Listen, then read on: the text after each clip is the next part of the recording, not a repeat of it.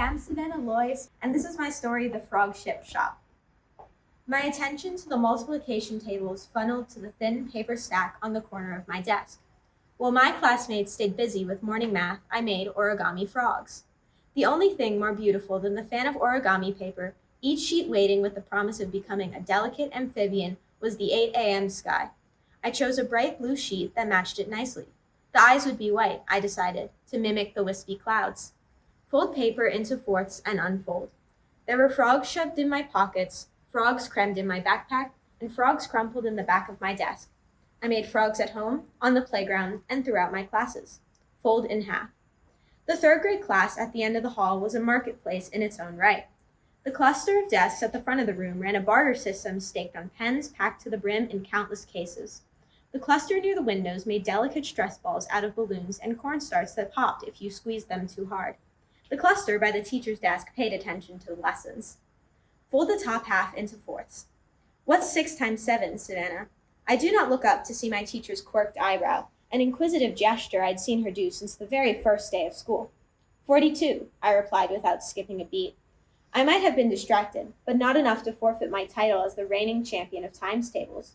Could you put the paper away? As each curious student shifted in their seats to look at me, an idea crept in like a dandelion, or maybe it hopped in like a frog. A paper frog? That's the coolest. How did you make that? I surveyed the room to make sure that the lesson had resumed and it was safe to chatter openly with my friend. If I was going to offer my friend a business opportunity, we needed total secrecy. Use the forts to create a water bomb base. If I teach you, do you promise to help me with something really special? With that, I knew I had her hooked. If I knew my best friend at all, I knew that she loved the idea of secrets and loved knowing them even more. If she could find a way to be involved in something exclusive, she would. The appeal of frogs was their simple but infallible design.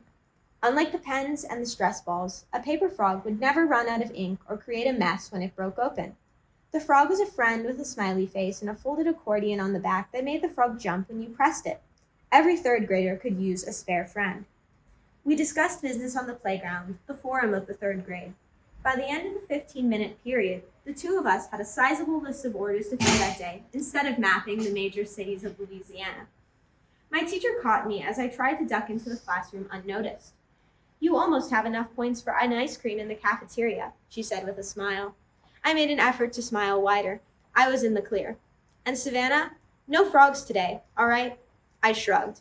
Fold the excess paper under your base inwards.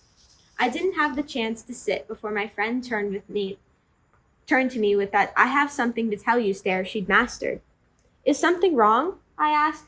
I found the answer in the clenched line of her jaw. I just talked to Jenny. She got in trouble for selling the stress balls today. She responded with I thought was needless urgency. The both of us became acutely aware of the stress ball on my friend's lap, now reduced to a pile of white powder with a weak pop. Maybe that's for the best, I stated, though I inflected my voice at the end, as if I was asking a question. I reached for a tissue and we brushed the mess away, our frantic hands bumping in an effort to clean the mess before we were caught with it. You seem to be forgetting that we are doing the exact same thing. The rules say that you can't ask for money from other students, she whispered, though not doing a good job of being covert. She was my business partner, yes, but would she also be my partner in crime?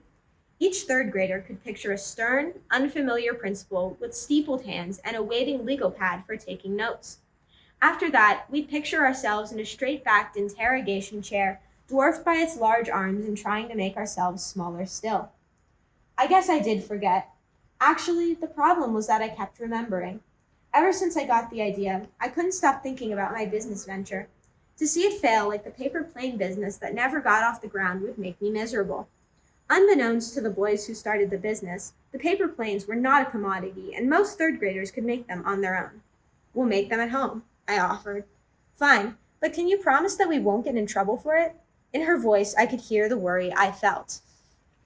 Sure, I said, but only because sure sounded less absolute than yes.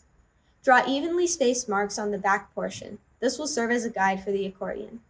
That night, after school, I cycled through sheets of paper as the evening turned to inky velvet.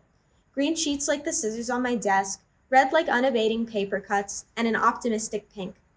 With skilled wrist flicks, hands deep in pockets, and quick glances at the teacher, we managed to distribute each frog and collect our wealth before recess even began. My careful calculations seemed to have overlooked a variable: the teacher's reaction to 17 paper frogs sent hopping across the classroom floor. My amusement juxtaposed my friend's horror as we watched our two table mates give a cheer when the taller of the two won a race against a classmate. They knelt and brought their frogs back to the starting line, a yellow frog and a slightly smaller purple one. The competitors' faces screwed up with determination. I didn't wait to see my outcome. My attention had shifted to the cluster of desks near the window, competing to see who could make their frog jump the highest. The girl in the middle poised her finger over the accordion and held it there for a second before pressing down with calculated accuracy. The group's cheers blended with those of the frog racing group. They determined a winner. Yellow, again. "I'm going to assume you're responsible for this," she told me. I didn't understand why she looked so sad when she said it. My resolve to keep my head up wilted as I stared down at the dusty, pink tiles. Pink wasn't looking so optimistic anymore. I said no more frogs, didn't I? Though looking dubious, I nodded my agreement and returned the money you got for them. The sizable stack of quarters in my pocket had a different sort of weight now. Fold your accordion using folds of alternating directions. That night, when I filled the day's latest set of orders, I used yellow pages, the color of the electric thing fizzing deep in my stomach. I buried the dainty creatures in my backpack with my growing anxiety. With practiced synchrony, we warned our customers not to enjoy their frogs under the hawkish gaze of the teacher. Third graders, however, will not listen to other third graders. Class did not start with morning math, but with the teacher's heels clicking ominously around the room as she collected each and every origami frog. For most, she only had to stoop, her flowery skirts gathering on the tile. With quiet disapproval and small shakes of her head, the teacher explained that business in the classroom was strictly prohibited, that consequences should be expected if we were to break a rule so severe. I realized that I was staring at the floor again, but I couldn't bring myself to meet the teacher's roving eyes. I worked to memorize every blemish on a mottled gray tile.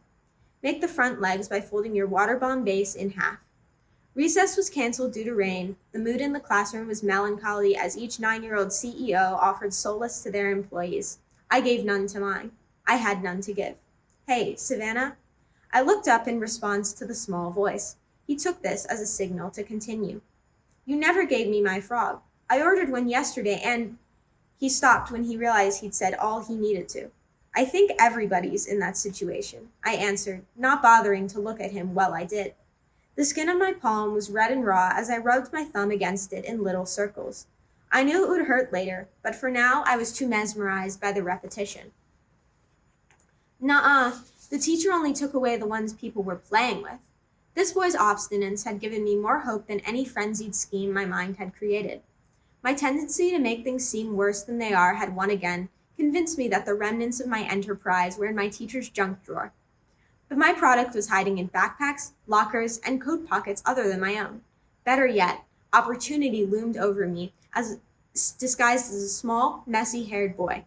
"I'll make it now. Do you have any ice cream money?" I was already reaching for a sheet of origami paper from the crumpled mess at the back of my desk. "Yeah," he affirmed, his answer not matching my enthusiasm. I folded a frog inside my desk with experienced hands. When I pulled it out, I saw that the paper I had blindly chosen was a bright blue.